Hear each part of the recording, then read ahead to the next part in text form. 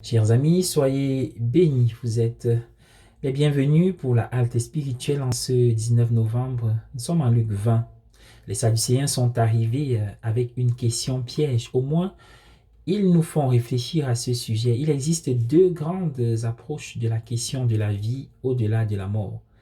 L'approche philosophique et l'approche religieuse. Dans la réflexion philosophique, la question porte sur l'immortalité de l'âme. Le terme immortel signifie qui ne meurt pas. L'idée est que l'âme humaine est telle qu'elle ne peut pas mourir. Dans la pratique, il est très difficile d'avancer un argument de ce type sans faire preuve d'une certaine vanité humaine ou d'un certain optimisme. Chaque jour, nous voyons toutes les formes de vie disparaître. On voit mal pourquoi nous serions la seule exception.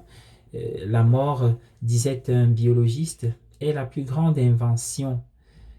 Elle maintient la vie éternellement jeune. L'autre approche est tout à fait différente. Les Écritures parlent de la résurrection des morts, pas de l'immortalité de l'âme.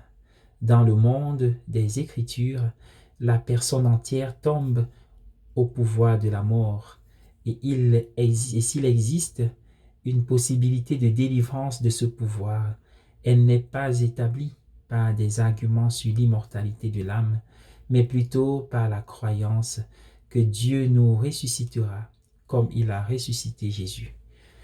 Comme le dit la liturgie, en lui s'est levée notre croyance en nous-mêmes.